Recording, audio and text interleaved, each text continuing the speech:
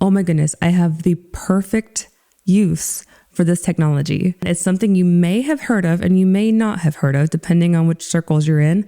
And it's something that I've been curious on if it's useful or not. Like, how far have we actually progressed? If this is actually something we can use, or is this something that is just a pie in the sky still and needs a lot of work?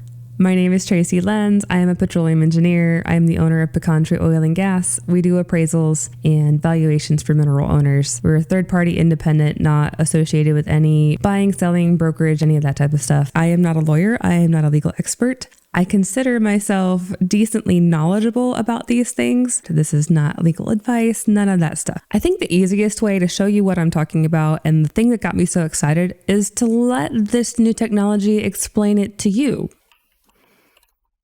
It's called ChatGPT, and it's by a company called OpenAI, and it's a large language model developed by OpenAI. It uses deep learning techniques to generate human-like text and can be used for a variety of natural language processing tasks, such as language translation, text summarization, and conversation generation. So how is it trained, though? Now here's the thing. This explanation it's giving you is perfectly accurate. But this doesn't actually help me too much more than if I were to just go Google it and get this complicated 30-page paper on how ChatGPT was trained. Watch what it can do here. You can respond to it, and it will respond to you, because this is an artificial intelligent program that simulates conversation. So you can say things like, well, I didn't understand what you just said. Can you summarize that in a different way? So here it is explaining it to a 10-year-old, and you can make this level whatever you want it to be. It's pretty good. I've been testing it. So ChatGPT is a computer program that can talk and understand like people do. So it's kind of like a complex Siri. Like if you were to go talk to Siri and ask it what time it is, I probably just triggered half the devices in my house just now, but this is the more advanced version of it. So continuing on, we taught it by showing it a lot of examples of how people talk and write. We did this by giving it a bunch of words and sentences from the internet. It looked at all these words and sentences and learned how they go together to make sense. Once it was good at understanding how words go together, we tested it by giving it some words and asking it to guess which word comes next. If it guessed wrong, we showed it the right answer and told it to try again. We did this many, many times until it was really good at guessing the right words. Now it can talk and write like people do. From what I understand, this technology used almost everything on the internet up until about 2020. It's not live connected to the internet yet. Anyway, the machines have not quite taken over the world, but I assume that's coming at some point. For right now, this is available to anyone. It is free. You just go to this website here, this openai.com, sign up for an account. You are helping train it basically by rating these responses up or down, but you don't have to. You could just ask it questions and let it respond. The unknown is how good it actually is, because theoretically there's a lot of junk on the internet, but also there's a lot of answers on the internet. I'm personally considering it something kind of like Wikipedia. If you were to survey enough people and enough times, you'd probably get something close to the right answer, but I wouldn't use it as a source. So this is like calling up a friend who kind of knows things and asking them what they think, but maybe don't use them as the end all and write your thesis on what they said. Maybe do use it to help find some research and find the topics to research from there. Maybe use it to find questions to ask your lawyer. Have it list out the things that you need to research and where you can research it. So we're going to now dive into the use case that I thought would be really interesting for this. I know a lot of these answers already. I figured it would help me explain it to the people who don't understand it, but also help me test it as I go, and maybe give you some ideas of how you can be using this free service that doesn't cost $800 an hour like some oil and gas lawyers do. If you have minerals that are unleased, someone might approach you with a lease document. And sometimes these lease documents are incredibly hard to understand. And although I always say go to a lawyer, make sure you understand it. There's some research you can do ahead of time. Get to know the terms before you talk to a lawyer, and maybe you'll get more out of your money that way. Or if you already have a lease that's been signed and you're just kind of stuck with whatever in the document, this might help you know what things to look for, understand the terms better and whatnot before you need that legal advice. If you do need to talk to the company who's operating it, if you have some questions on what's happening, maybe this would be a place to start. So let's do some QC of this first. If you are a legal expert watching this, Give me your feedback below on what you think the answers, how you think ChatGPT did, because so far I've been pretty happy with it and it's been giving relatively good results. And this is a very niche field. Oil and gas typically doesn't have a whole lot of information online. And when it does, it kind of can be biased towards the operators or the buyers or the leasing, the people on one side of the equation. So I'm curious to see how much it found from the other side of the equation, from the mineral owner's side. How much balance does it have? So we'll start with the basics and kind of dig in from there. What we're going to be looking at is an oil and gas lease. And all I did for this one is I went to texasfile.com and I found a lease that was publicly available. I have no affiliation with either of these parties. They did not give it to me. I just got it off a public record, and we're going to be looking through it and using it as our template today. And since a lot of these are PDFs, or you might have just a little paper file that you might be able to take a picture of and make it a PDF, I'll show you one way that you can get the text out of it without having to type up every little thing that's in the lease into this program if you are wanting to do this. And so the first thing we're going to do is run OCR on this, which is optical character recognition. And that will take all of these pictures of words, which is on here right now, and turn it into actual text that we can copy and paste. I'm just going to right click and say edit the PDF, and now it's converting all of these scanned pages to editable text and images. I have Adobe Acrobat Pro. I think Adobe Reader won't do this. You'll have to have some other program, but there are free programs like Microsoft OneNote will recognize the text in any picture that you paste into Microsoft OneNote. The Notes app in the one that comes on your iPhone or on your iPad, if you take a picture of a document and say recognize the text in this picture in the Notes app, then that's another way that you can grab the text from any of these documents. So it is now done, and we are going to close that. All right, so now I can select the text and copy and paste. So what you can do is just take this paragraph by paragraph and throw it into ChatGPT. Let's try it. So I am just going to say, explain this to a 10-year-old. Now, a 10-year-old level is about what a tabloid is. It's not quite a newspaper level, but I've kind of found, even with a master's degree level education, that a 10-year-old is kind of what I want someone to explain it to me. Just enough detail that I can understand some of the nuances, but not enough that I have to think too hard to follow along. You can tweak this age and see which one works best for you. Just know I'm cool with being a 10-year-old for this. Okay, so all I did was copy and paste that text, threw it into here, put a little quotation mark around it. I don't even know if that's necessary. I haven't played around with it enough to know if it's necessary. I'm not even going to mess with making this more of a paragraph. I think it can understand without me doing that. Okay, so what does this mean? This grant and description.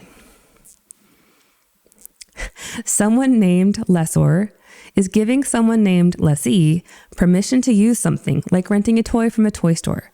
Lessor is getting some money, a cash bonus, for letting lessee use this thing. Lessee promises to follow some rules while using this thing. This thing that the lessee can use is called the leasehold estate. See, this is just beautiful. I love how, there's sometimes I've used this for this type of purpose, and I'm like, they should write all contracts like this. And I know that there's a reason they don't, but the word pro rata, just use proportionally. Anyway, yeah, off the soapbox. So let's hop back, and lessee at all times shall act as a reasonably prudent operator. What does a reasonably prudent operator mean? So we can copy and paste that, but we can also just say, what does it mean to be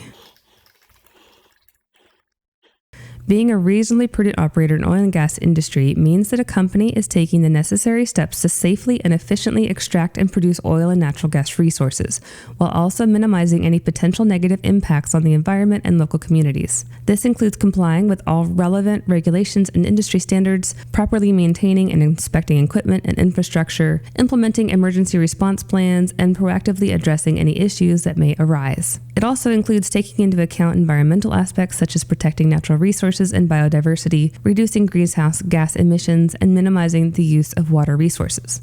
And it does include that it's important to note that the standard depends on the specific context and circumstances and can differ depending on the type of operation, location, and other factors. So let's say you are an owner in Texas and you want to know, how does this apply in Texas? In Texas, the Railroad Commission is the state agency responsible for regulating oil and gas industry. That is correct. That is who it is. The Railroad Commission requires oil and gas operators to comply with a wide range of regulations. That is true. They're also required operators to obtain permits, report production and waste disposal information, and submit plans for drilling and production activities. That is correct. Let's see. What if you wanted to take this and run it a step further? Where can I find more information? Oh, it even gives you the website. Okay. I know that the Railroad Commission has gone through some website updates. I wonder how accurate this is today. Oh, I think it got into a little bit of a loop right here. It was just saying the same thing over and over again. What happens if we go to this link? Yeah, okay. So the Railroad Commission has been doing some updating of their websites.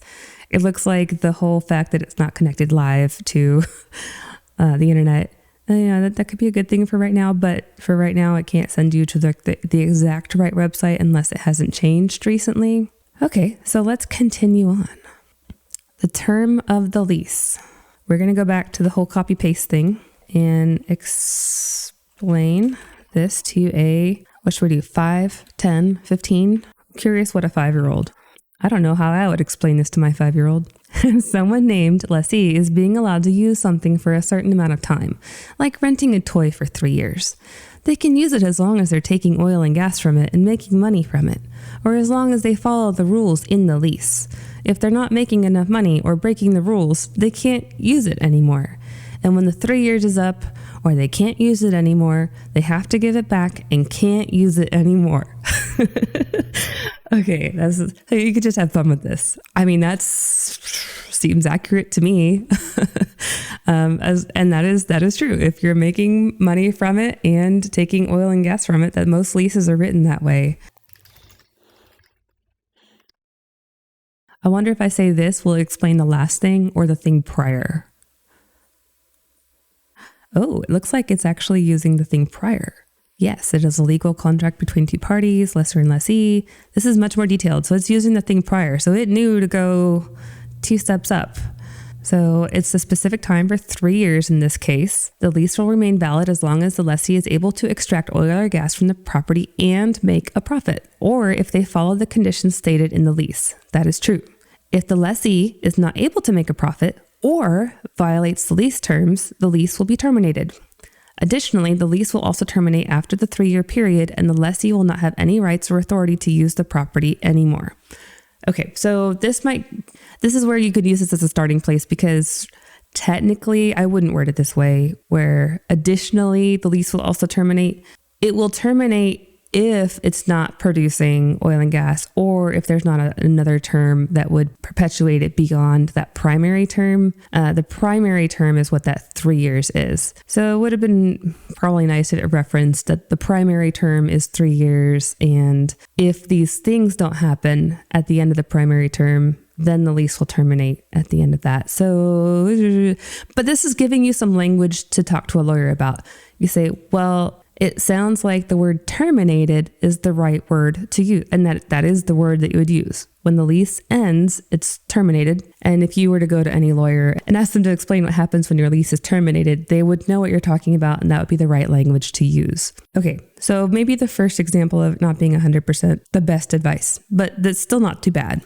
If you're liking this type of content and you want to see more of it, really the best way for you to help channels like this and to let me know that this is worth it to you is to like, subscribe, share, comment, interact.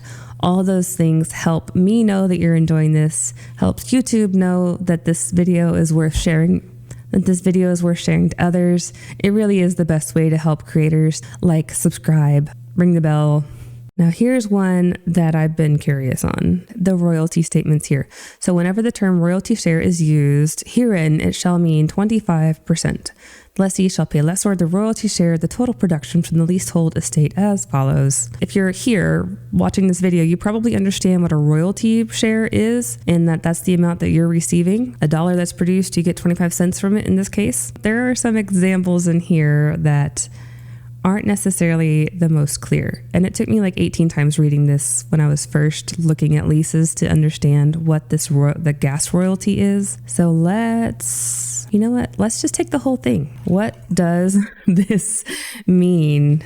Explain it to me like I'm 10. 10 was a pretty good one. 10.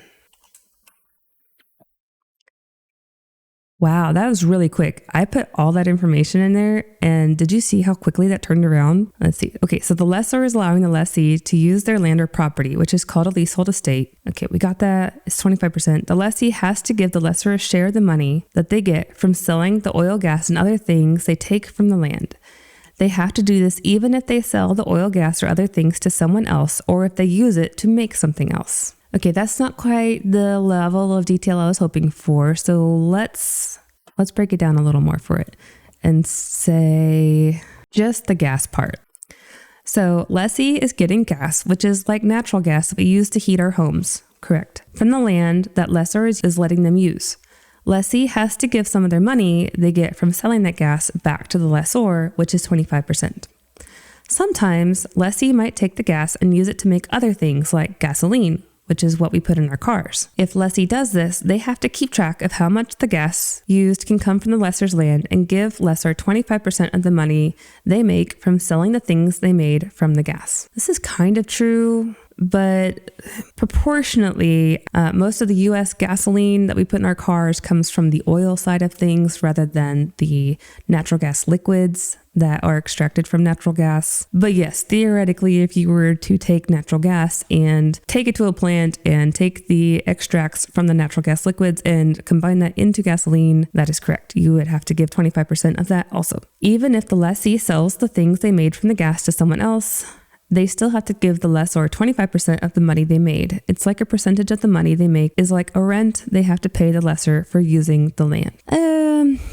I wouldn't consider it the rent. That's the lease bonus is the most similar to the rent. No, I would consider it more like a sales tax or something where it's proportionate to the amount that they sell. While a rental, usually you pay the same amount each month. It's not the same amount each month. Okay, so another not too bad, but again, don't take it as gospel. Plant products can be confusing to people. So I did notice it does say gasoline. That is true. Okay, so gasoline was included. That's probably why it picked that up. But again, you can make gasoline out of natural gas liquids or from oil, which would be from this oil part here. But that includes all kinds of liquid hydrocarbons. So I'm curious what it would say about the products side, because this seems very vague. So let's stay vague on our side too. What about this paragraph? Does it know? Does it remember what I wanted?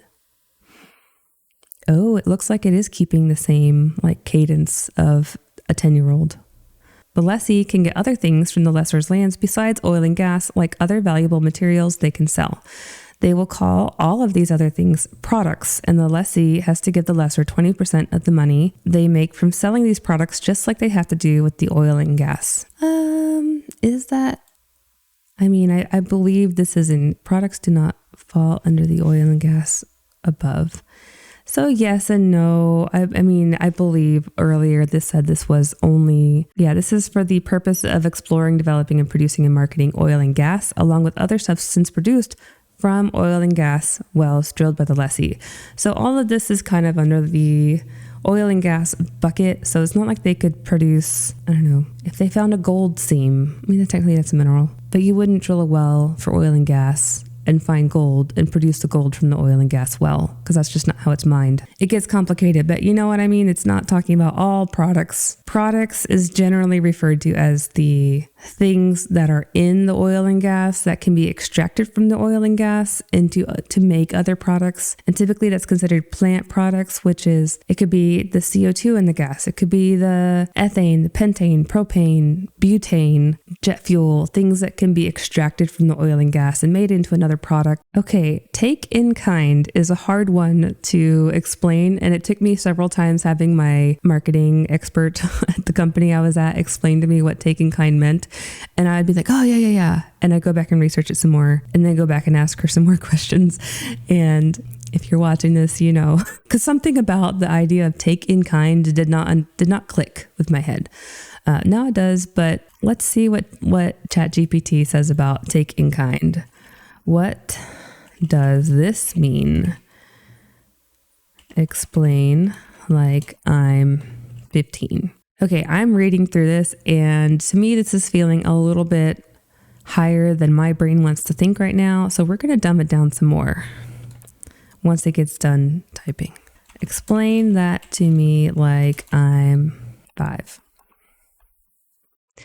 Lessor can choose to take a part of the things lessee is getting from the land, like the oil and gas, in the form of actual things instead of money. Yes. Okay.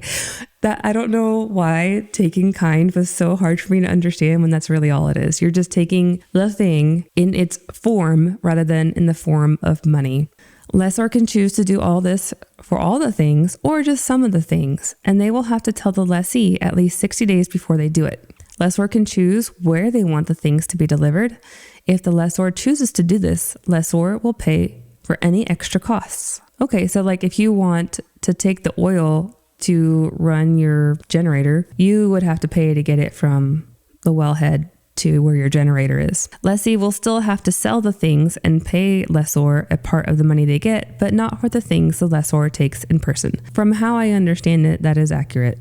Now, I do not recommend most people doing any type of take in kind, especially as just a general mineral owner. You better gosh darn know what you're doing. Maybe you were in the midstream business in a past life or currently, but that'd be the only time I'd recommend it. I don't want to make this too terribly long, but I think you see kind of the idea that I'm getting at here, where you can take any of these terms here and either ask the AI, what does it mean? Maybe ask it, let's try it. What is a continuous drilling program? I mean, I know what it is, but let's see how good it knows this.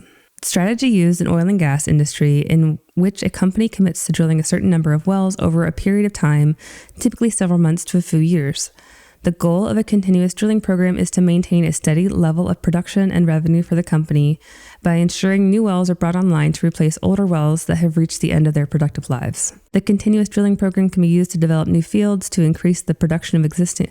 Okay, so this is like the investor relations answer to what a continuous drilling program is, but I don't actually really agree with what this is saying the purpose is. Theoretically, yes.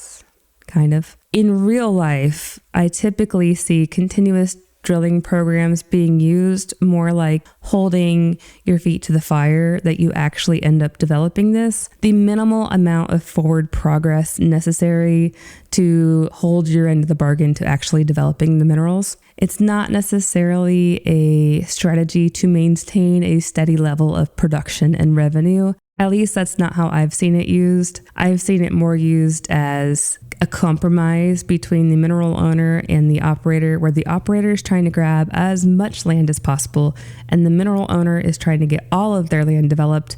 And they want to, if you're an operator and you're trying to get the maximum value from your minerals, you want the longest lease terms, you want the most acreage possible, you want the most time to develop whatever you need to, so you have tons of flexibility. If you put too much flexibility in your lease terms, then the mineral owners will get mad that 10 years down the road you haven't developed it yet. So this is a way for a mineral owner to hold their feet to the fire and say, no, you have to keep developing my land, and this is the minimum amount of time you have between wells to drill, or else I'm going to take that land away from you. And honestly, a continuous development plan or continuous drilling plan is a really good thing to have in your lease.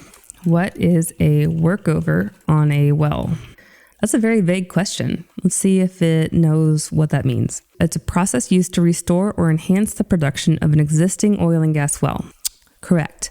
A workover is typically done on a well that has decreased production or has become uneconomical to produce. Mostly. It can include a variety of different operations, such as cleaning out the well, repairing or replacing equipment, and perforating the well to access new reserves. A workover can be performed using workover rigs, which are specialized drilling rigs that are designed to perform well maintenance and intervention operations. They're not really specialized drilling rigs. They're more like stripped down, tiny versions of drilling rigs. Usually they look much smaller than a drilling rig. It can include several different types of operations, such as removing sand, debris, and scaling from the well. True. Repairing or replacing production tubing, casing, or other equipment. True. Perforating the well to access new reserves. True. Stimulating the well by injecting fluids or chemicals to enhance production. Yes. Plugging and abandoning the well if it's no longer economically viable. Yeah.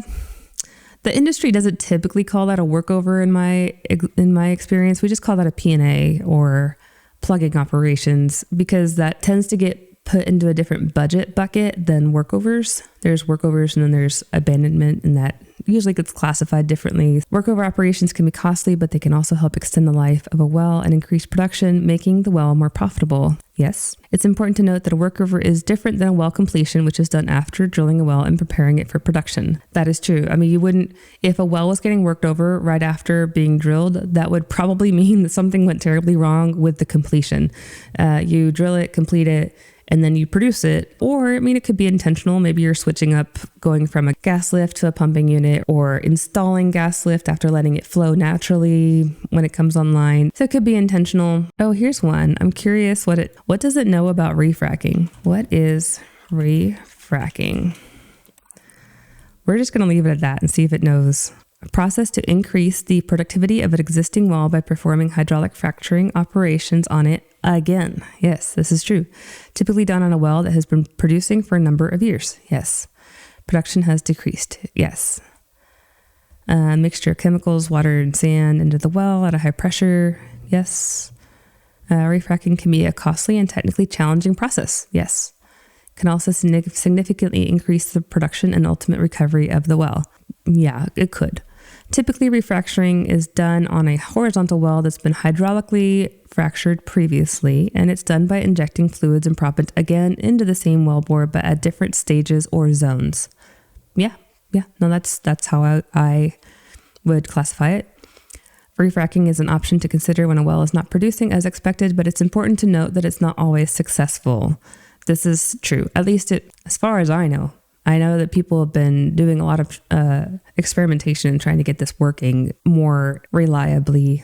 And the success does rely on several different factors, such as these. So, good job. Check. This production unit section is something that I would be interested to put in there. I'm not going to do it today because I feel like this video is getting 18 hours long already. So pooling can be difficult to understand if you've not had to experience it before. So pooling would be something that it'd be interesting to throw this into. So here's one. All these capital letters, I always have trouble reading that and understanding what's happening. I know they put it in all caps to like draw your eye to it, but the capital letters just make it more difficult to me. So explain this pair. Let's see. We've had pretty good success with 5. Sometimes 10 is even above where I want it to be. Let's go with 8. 8-year-old. The lessee is responsible for all the people who are working on or near the land that the lessor is renting to the lessee. It also says that the lessee and all their people are taking a risk by being on the land, and that the lessee is responsible for any accidents or injuries that happen to them on their property or their property. It also says that the lessee is responsible for any damage, injury, or loss to the lessor's property. Okay, let's do this for kicks. Explain that to a 3-year-old. Let's see what it says. A lessee is in charge of all the people who work on the land that lessor is renting to the lessee. Lessee and all their people are taking a risk by working on the land. This doesn't sound like what I would tell a 3-year-old. Even when the renting is over, lessee still has to do this. This is like how I'd explain it to a 10-year-old, not a 3-year-old. So maybe it just doesn't know how to explain that to a 3-year-old. We'll give it a break on that one. Force majeure. Yeah, let's do this one. We'll just copy paste that one because who wants to actually have to spell majeure? What does this mean? Talking about situations where something happens the lessee can't control and it prevents them from working on the land. Examples of this could be natural disasters, war, or government regulations. The lease says that if this happens, the lessee has to tell the lessor about the problem within 60 days and they have to try their best to fix it. The lease will still be in effect during this time, but the lessee will have 90 days after the problem is fixed to start working again. However, this paragraph will not let the lessee off the hook for breaking the lease for more than 180 days, and the lessee will still have to pay the lessor for the rent even if there is an event of force majeure. So let's go back and read this to make sure I agree with that. I mean, not that I'm a lawyer, but I can read. Yeah, so it will furnish a reasonable written description of the problem within 60 days. The lessee shall have 90 days after the reasonable removal of such force majeure within to resume operations. Okay. Provided how they're not extended. Yeah, okay. All right, so seems like lessee don't pay sums. We'll still have to pay the lessor for the rent even if there is an event.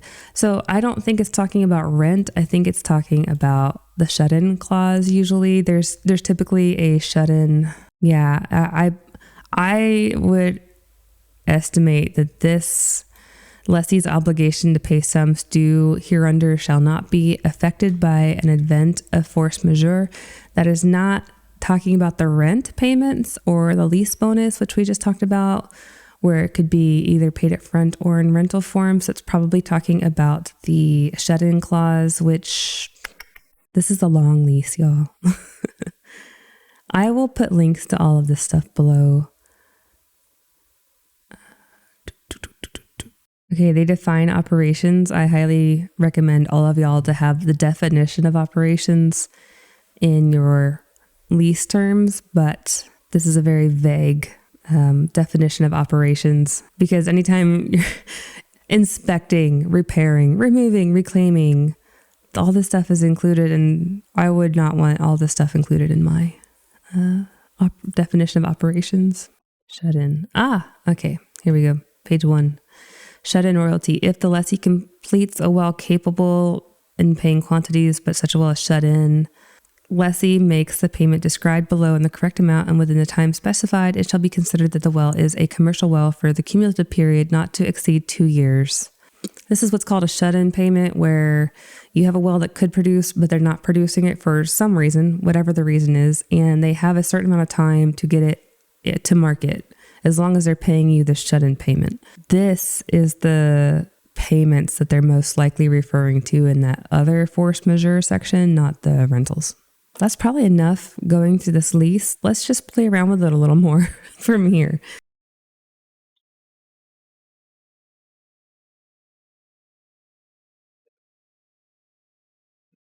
I feel like this was all taken from like one website, not mine. You could grab this from almost any website that does mineral appraisals. But yeah, it seems right so far. I like how they use toys for everything. When I say explain it to a 5-year-old. Imagine you have a piggy bank that you can use to buy a toy. The toy costs $10 today, but if you wait until next week to buy it, it will cost $8. If you wait until next month, it will cost $6. I would use the opposite for my example, where next week it might cost $12. That seems more reasonable in what actually happens. This is important for people who make big investments, like buying a company or a piece of land, because it helps them decide whether it's a good idea or not by looking at how much money they will make in the future. I like different analogies, but that's fine. Okay. What's another oddball oil and gas thing? What is ad valorem tax? It's based on the value of property. The term ad valorem comes from Latin and means according to value. Okay, I feel like this is, nope, too much. Stop. I'm really liking the whole explain it to I feel like 8 was a good level for a lot of these. Explain oil and gas ad valorem tax to an 8-year-old. A special kind of tax that's paid on the value of oil and gas assets. Imagine you have a toy that you really like and it's worth $10. The government wants to make sure they have enough money to pay for things like schools and roads. So they say you have to pay a little bit of money to them based on how much your toy is worth. For oil and gas assets, the government will assess the value of the assets and will charge a percentage of what that value is as tax. This tax is called ad valorem tax. So if the value of your oil and gas asset is $100,000 and the tax rate is 1%, you will have to pay $1,000 in ad valorem tax. This revenue goes towards public services like schools, police, fire, and other services that are provided by the government. That is how I understand it also. They do base it on the valuation at like the value of that asset at the first of the year, but 1 or 2% of the royalties you receive in the year is about an approximation of how much you're going to pay in ad valorem tax. It's been kind of all over the board lately, but what is the ad valorem tax rate in Reeves County, Texas for oil and gas? Okay, so it does, this is where it's kind of drawing the line saying this is more of a time to time type of thing. Reeves County, I would not, well, you could try. You could certainly try to contact the Reeves County Appraisal District. Put that face palm emoji in the comments if you've wanted to contact the Reeves County Appraisal District recently. Oops. Yep, I think we hit our wall. We are done. You're going to have to come back for more on what the important things in oil and gas lease are.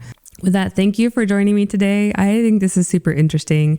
I used this for some legal contracts that I was just trying to really make sure I had my head around, not client related, I promise. This just gives us more tools. I think this will be interesting to follow along with. I've heard rumor that this might replace Google in the future. I'm sure the robots will take over in about 6 months. So thank you, and I hope to see you next time.